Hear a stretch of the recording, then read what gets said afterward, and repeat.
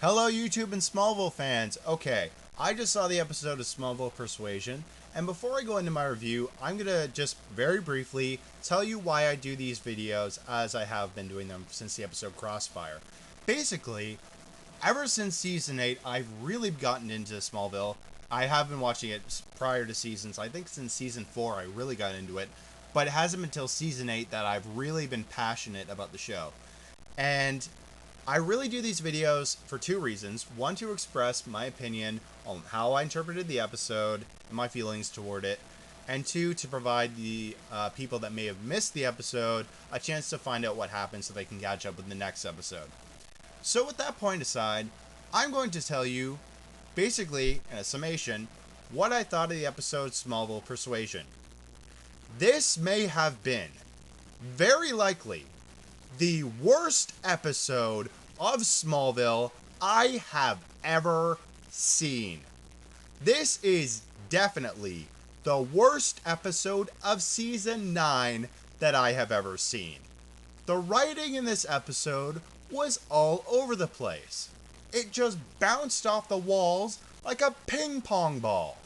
They went in so many crazy directions, stuff that really felt meaningful.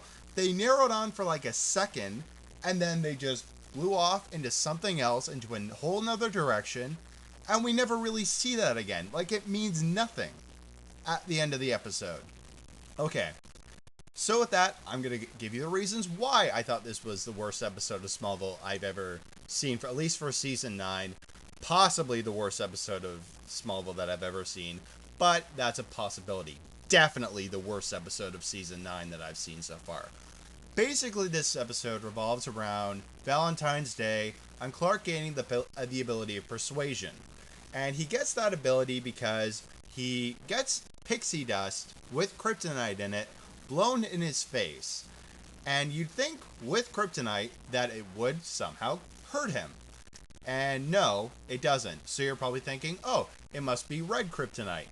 No, apparently it's not red kryptonite, because red kryptonite turns his eyes red and his eyes get turned blue. So would that mean it's blue kryptonite? Meaning he would be powerless for the episode? No, he has all of his powers. So apparently this is magic kryptonite or something like that. In fact, I think they may have described that in the episode, but they never clarify that here. If that's the case, you never told us that in the episode. I guess you'd have to read the episode description, but you never clarify that in the actual episode. Anyway, so with that ability of persuasion, Clark is able to he's able to influence Lois into getting into a meaningful relationship because he thinks they're getting too distant. And Lois actually decides to quit the Daily Planet and move in with him because she thinks that they're going to get engaged and married and all that stuff. And of course, it's all overwhelming Clark. Now, when I saw this preview, I didn't think that this was a terrible idea. I thought it was an interesting idea. What I did think is that it was a recycled version of season 6's episode Crimson, because not only is that an episode about Valentine's Day, but it's an episode where you literally have Clark and Lois getting closer together in a relationship. And yeah, that's where it really, I saw a lot of comparison, but I could tolerate that. But there was still a lot of flaws with this episode when it came to the writing. Anyway, so Clark also decides, he's talking to Chloe, and he also is finding out, actually asked her to make fake identification and passports for the Kandorians because he wants them to give them human lives on Earth, so that they can become part of the human race. And he also tells her that he wants her to have a tighter look on his back just to protect him more. And because of the persuasion thing, she decides, okay, I'm going to do that, whatever means necessary. And while that's happening, like, she actually does, like, try and do everything she can possible to try and protect Clark. Like, she tells Lois pretty much to back off and leave him. She tries to actually kill Tess, and she, like, hacks into her computer and all kinds of crazy stuff. And also, while that's happening, Clark is trying to figure, like, this is the episode where Clark has finally said, I want to find out who killed Jor-El because of him dying in Kandor, because he still doesn't know. And yeah, he realizes with this ability of persuasion that this is his chance to get the truth because he knows that Zod and his people are hiding something. So he pretty much uses the ability, goes straight to Zod, and that was where it really sort of... It really was the part of the episode that really did not make a lot of sense. Here's the part that did make sense. Okay, he went to Zod, and he asked him, who killed my father? So Zod, he gets affected by the persuasion ability. At first I thought because he was a Kryptonian that he wasn't going to be, but he was. And he told him that it was his belief that Tess Mercer had killed Jor-El. So, I can tolerate that. I actually almost believe that Tess was the one that killed Jor-El. But then, Zod starts taunting Clark, and he says, you should be killing Tess for killing your father and stuff like that. And then, this is the part where I could not believe my ears. Clark Kent, the man with the Boy Scout motto, says to Zod, don't you think I wish I could be a killer like you? Yes, ladies and gentlemen, Clark Kent actually said that. Clark Kent would never in his life say that.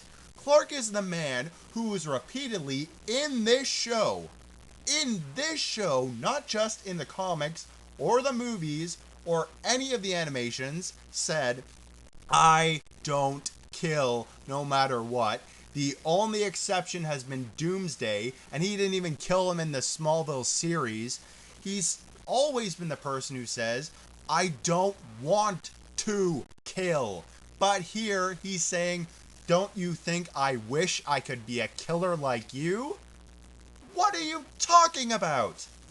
Anyway, so just when you thought that logic didn't make sense, right after Clark says that, his persuasion ability is used on himself. How is that possible? That's like saying I could hypnotize myself. You can't do that. It doesn't make sense. So yeah, basically, he decides to go all Rambo and try and kill Tess because he thinks that she killed his father. And then, this is another part that really did not make sense. If Clark is affected by Kryptonite in this persuasion thing that has persuaded himself, which once again is impossible, Chloe uses Kryptonite to lift off the Kryptonite influenced persuasion on him. Once again, how does that make sense? It's basically saying, okay, you're being poisoned by Kryptonite, let's give you more Kryptonite. Would that work? No, it would make it worse. Basically, that and a couple other reasons. Another reason I didn't like the writing of this episode, basically, it's the worst written episode of Smallville I've seen so far. That is what I'll say. And that's really disappointing in a season where the writing has just gotten so better compared to other seasons. Like, it's really gotten so interesting, especially after an episode like Absolute Justice or TV special, or whatever you want to call it. So then they decide, there was this part of the episode where they have Zod mention that he has a way to get the Kandorians their powers without that Book of Ra, which he claimed was important, and all of a sudden just isn't anymore.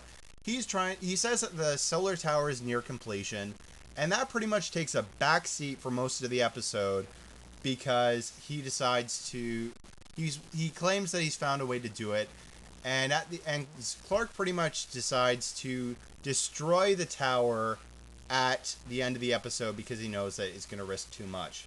And also, Alia, the Kandorian that attacked Clark in the season premiere, what was it again? I forget. Savior.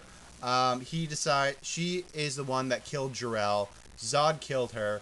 So it's really, because in the future, the solar tower is shown as damaged, which is really what the same image that we saw at the end of this episode as in the future.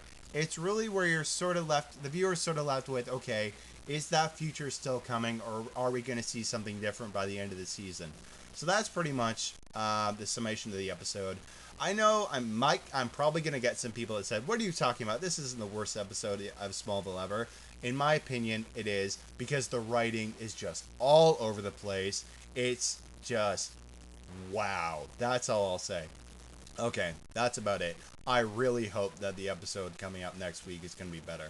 Alright, see you guys. Bye.